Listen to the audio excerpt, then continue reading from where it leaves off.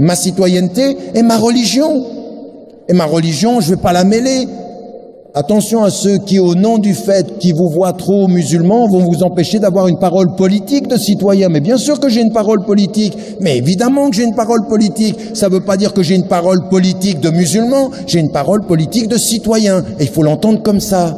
Et j'ai le droit, et j'ai même le devoir citoyen de l'avoir. Une intelligence de sa citoyenneté aussi. Mais vous voyez bien tout ce que je suis en train de dire. C'est un discours qui est apaisé. Ça doit être apaisant, ça. Pourquoi? Parce qu'il est clarifiant. On clarifie les choses et on apaise. Quand on est dans la confusion qui tiraille, on apaise les choses. Et on apaise les choses en assumant tout ce travail-là, en sachant en même temps. Vous savez, quand vous lisez dans le Coran, « Inna Ibrahima kana ummatan qanitan lillah hanifa » Ibrahim alayhi salam est présenté dans le Coran comme une umma. Avec la multitude des dimensions, il réconcilie tout ça. Le fait d'avoir ses identités, l'intelligence de son identité humaine, de son identité citoyenne, de son identité religieuse, de son identité philosophique et culturelle, il n'y a aucun problème. Toute la question, c'est la pacification. C'est pour ça que j'ai commencé tout à l'heure avec l'intelligence de soi. Mais il faut pratiquement avoir cela. Mais vous comprenez ce que je suis en train de dire. Quand vous avez l'intelligence de vos identités, vous ne laissez personne vous définir. Il n'y a personne qui doit pouvoir vous mettre dans une case. C'est vous qui déterminez. C'est vous qui vous instituez comme sujet de vos propres décisions de ce point de vue-là. Et comprenez bien, l'intelligence de ces identités, c'est sur le temps long. C'est pas dans la précipitation, c'est pas dans l'émotivité, c'est pas dans la réaction, c'est dans l'apaisement. C'est dans l'apaisement. L'apaisement est une force, le calme c'est du courage, le courage c'est la pondération, le courage c'est cette sagesse-là. Allah il nous dit dans le Coran, celui qui a la sagesse, il a le plus grand des biens. Khayran kabira, c'est-à-dire c'est la meilleure des choses que vous pouvez avoir, cette sagesse aussi dans votre engagement.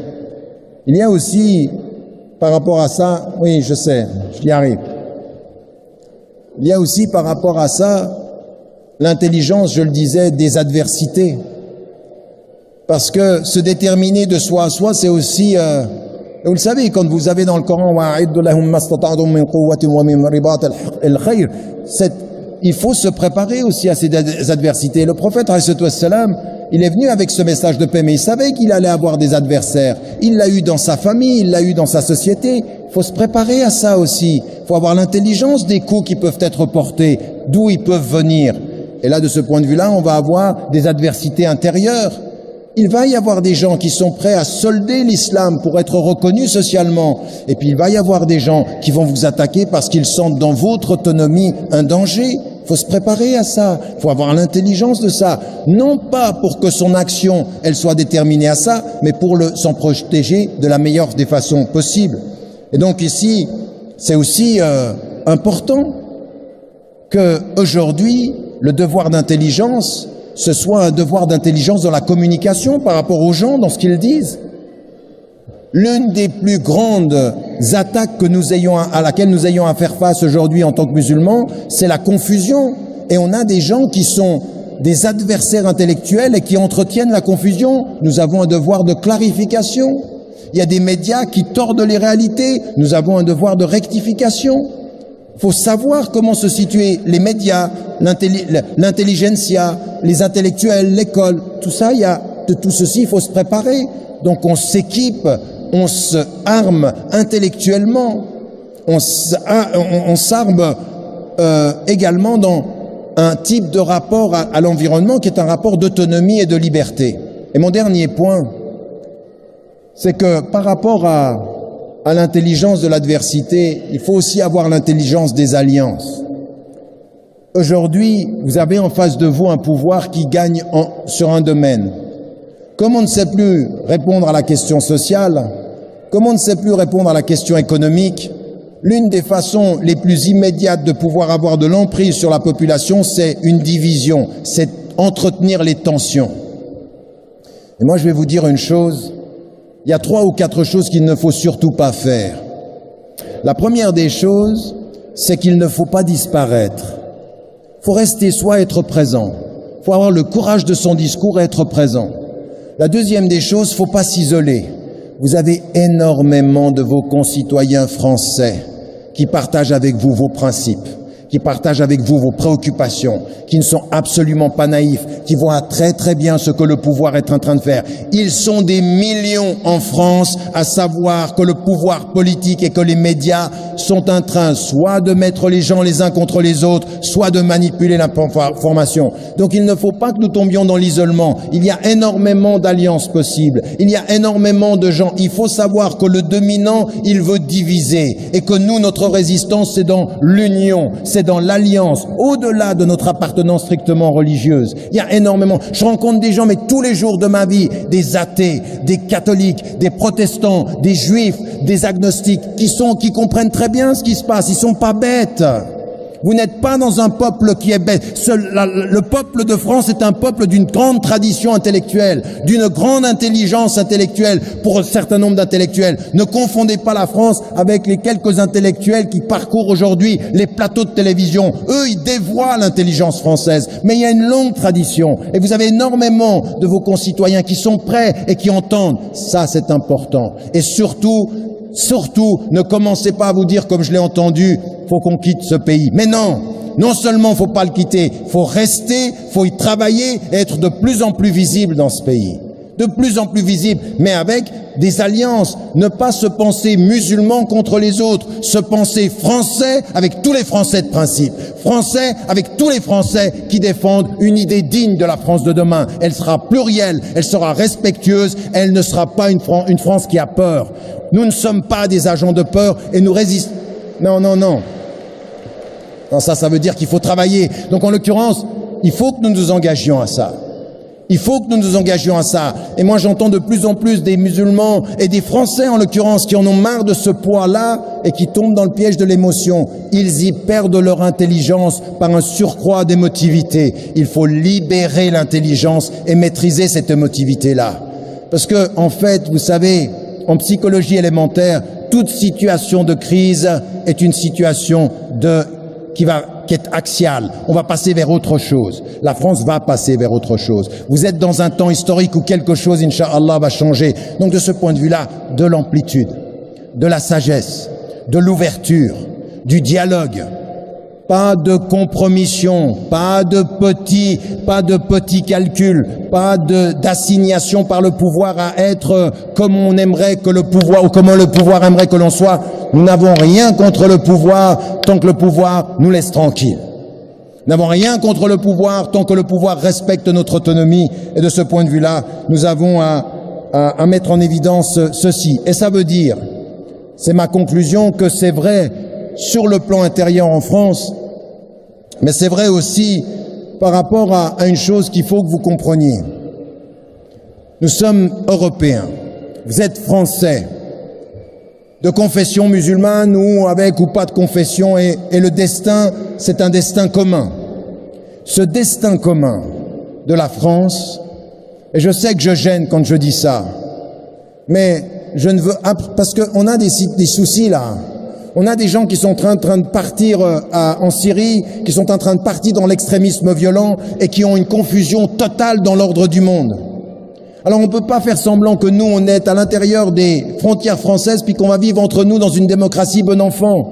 Il faut qu'on dise à la France aussi, attention politique, attention journalistes. Il faut aussi que vous ayez une cohérence par rapport à vos politiques internationales. Vous ne pouvez pas continuer simplement à essayer d'être les alliés des dictateurs avant à être la 4e puissance qui vend des armes quand les gens se tuent et espérer qu'ici on va être en paix et qu'il n'y aura pas de problème. Votre silence sur la scène internationale, votre soutien aux dictatures, votre soutien à un certain nombre de régimes ne peut pas ne pas avoir de conséquences sur nous. Nous voulons la paix ici, ça veut dire que nous voulons la cohérence dans vos politiques. Et si nous le disons, c'est parce que nous sommes des citoyens libres et que nous voulons le meilleur pour la France. La France ne sera jamais aussi digne de la France que quand elle sera cohérente avec les valeurs qu'elle défend. La démocratie pour nous, la démocratie pour autrui. La dignité ici, la dignité là-bas. Et même quand on est un Palestinien, et même quand on est un Malien, et même quand on est un Africain, et même quand on est un Birman, et même quand on est une personne des Rohingyas. Tous les êtres, la même dignité. Et vous qui êtes Français, vous devez faire entendre ça à vos politiques. il n'y aura pas de paix, il n'y aura pas de stabilité, il n'y aura pas de bien-être si nous n'avons pas aussi une intelligence claire de la politique internationale, et il faut arrêter de nous faire croire qu'on est dans une île comme ceci. Vous les musulmans de France, soyez gentils, ne dites rien sur ce qu'on fait à l'étranger, ne dites rien sur ce qu'on fait ou qu'on ne fait pas en l'occurrence, un non-silence. Alors moi je vois beaucoup de musulmans aujourd'hui, des responsables, qui pourraient être bien vus du gouvernement, ils se taisent sur la politique sociale, ils se taisent sur la politique internationale, ils ne veulent pas parler des injustices, ils ne veulent pas parler des compromis et ils ne veulent pas parler des contradictions. Mais vous ne faites pas du bien à la France en étant comme ça. Vous êtes dans la compromission. De ce point de vue, il faut avoir une parole libre sur la scène internationale aussi. Et ça me paraît être important. Donc, ne faut pas s'isoler. Il ne faut pas se renfermer. Il faut, avec sagesse, pouvoir parler de tout. C'est pour ça que je vous dis, mêlez-vous de tout. Mais en tant que citoyen, tout vous regarde. Tout vous concerne. Tout, absolument tout. Et si un politique vient vers moi et me dit, pourquoi tu t'occupes de ça? Je dis, mais c'est moi, c'est mon pays. Ça m'intéresse. Je m'occupe autant du football que de Johnny Hallyday, que de la Libye, que de la Syrie. Je m'occupe de tout. Je m'intéresse à tout. Et je me mêlerai de tout. Parce que c'est ma liberté, parce que c'est ma dignité. Et ça veut dire, le frère, il me demande de terminer, ça veut dire que, pour résumer, de revenir à ce que je disais, assumer l'intelligence de soi et cette quête de sens qui vous donne un axe, qui vous donne une lumière, et à aucun moment ne remettez en cause votre quête de paix intérieure et votre quête de bien-être intérieur. Ça, c'est le sens de la vie, c'est la lumière aussi. Et ensuite, la capacité de vivre avec les textes en connaissant les priorités et sans jouer avec les textes. La connaissance du contexte, c'est de savoir quelles sont les priorités, les rapports de force, l'histoire longue, la psychologie. Ce devoir d'intelligence, il est le nôtre également. Et surtout, ça veut dire tout ça, qu'il y a une chose que nous ne devons pas, qui ne doit pas nous coloniser. Et je peux vous dire que depuis 2 jours ici, je sens ceci, nous n'avons pas le droit au pessimisme. Nous n'avons pas le droit au défaitisme. Nous n'avons pas le droit d'entretenir une pensée de victime. Tout ça, c'est pas nous. Ça ne peut pas être une pensée citoyenne. Ça ne peut pas être une pensée humaine. Ça ne peut pas être une pensée spirituelle. Donc il faut, de ce point de vue, se réconcilier avec cette force vive qui nous dit la quête, qui nous dit le sens et qui nous dit le courage et qui nous dit faut être optimiste. Mais pas optimiste bêtement, il faut être optimiste à la lumière de ce qu'on regarde historiquement des faits et de la façon dont les choses ont évolué. C'est à ça que j'aimerais inviter chacune et chacun d'entre nous. Mais vous avez bien compris, on regarde la salle ici, elle est pleine, vous êtes extrêmement nombreux, mais comme je vous le dis systématiquement, et c'est pour ça que je vous demande de ne pas verser dans l'émotivité collective, mais dans la réflexion individuelle. Maintenant, chacun et chacune d'entre vous, vous venez de passer 40 minutes, on vient de passer peut-être 45 minutes ensemble. Votre rapport à l'intelligence que vous avez de vous, à l'intelligence que vous avez des textes, à l'intelligence que vous avez de la France, c'est un engagement personnel, individuel, autonome. C'est un appel à la liberté personnelle. C'est un appel à l'engagement personnel. Et je peux vous dire une chose, si on arrêtait de penser aux médias et aux discours politiques et qu'on fasse ce travail dans notre vie individuelle, eh ben les choses continueront à changer. Et la bonne nouvelle, c'est que tous ceux qui sont ici et qui ont, pour certains d'entre eux, ça fait 30 ans qu'ils travaillent, 35 ans qu'ils travaillent, je peux vous dire, contrairement à tout le discours que l'on vous tient, c'est que ça marche, c'est que ça avance, que les mentalités vont changer, que l'excitation à la surface des politiques ne dit rien du mouvement de fond. Il faut avoir cette sérénité. Et j'aimerais juste terminer au moment où je vous quitte, parce que ce que j'aimerais, c'est qu'à un moment donné, il y ait une petite bénédiction qui tombe sur nous et qui nous appelle. Je vais quitter cette salle et je veux absolument que vous soyez comme vous l'êtes maintenant dans un silence, mais vous allez juste, pendant l'espace de 3 minutes, vous allez venir avec moi. Fermez les yeux, vous entrez à l'intérieur et vous entendez ce qu'on lui dit pour qu'il nous donne la force de nous libérer. اللهم نسألك بأننا نشهد أنك أنت الله الأحد الصمد الذي لم يلد ولم يولد ولم يكن له كفوا أحد. اللهم نسألك رضاك والجنة، اللهم نسألك رضاك والجنة، اللهم نسألك أن تجعلنا من الصادقين، من العابدين، من المقربين. اللهم اجعلنا من المحبوبين. اللهم نسألك حبك وحب من يحبك والعمل الذي يبلغنا حبك. اللهم أنت الرحمن، أنت الرحيم، أنت رب العالمين. تقبل منا صلاتنا وركوعنا وسجودنا وقيامنا وصيامنا ودعاءنا. اللهم تقبل منا أعمالنا وثبت أقدامنا وأنزل علينا سكينتك ورحمتك. اللهم أنزل علينا سكينتك ورحمتك. اللهم رحمتك نرجو. أنت الرحمن، أنت الرحيم. قوي إيماننا، ثبت أقدامنا، ثبت أقدامنا، وارحمنا يا أرحم الراحمين. اللهم تقبل منا واغفر لنا وسامحنا وتب علينا. اللهم تب علينا، قوي إيماننا وثبت أقدامنا واجعلنا من الصالحين. اللهم ارحم والدينا ووالدي والدينا. اللهم اغفر لجميع موتى المسلمين الذين شهدوا لك بالوحدانية ولنبيك بالرسالة وماتوا على ذلك. اللهم قو إيمان إخواننا وأخواتنا المظلومين في كل مكان، قو إيمانهم في السجون وتحت التعذيب. اللهم قو إيمان المؤمنين والمؤمنات المظلومين والمظلومات، وعليك بالظالمين. قو إيمان إخواننا في فلسطين وفي برما وفي أفريقيا وفي السجون وتحت التعذيب.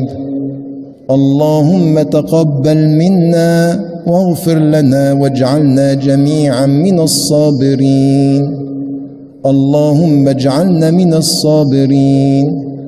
اللهم اجعلنا من الصابرين، وألف بين قلوبنا وأصلح ذات بيننا، واجعلنا يا رحمن يا رحيم من المقبولين المقربين الربانيين برحمتك علينا يا كريم. اللهم نسألك حبك وحب من يحبك والعمل الذي يبلغنا حبك. وصل اللهم على سيدنا محمد وعلى آله وصحبه وسلم تسليما كثيرا. سبحان ربك رب العزة عما يصفون، وسلام على المرسلين، والحمد لله رب العالمين. بارك الله فيكم.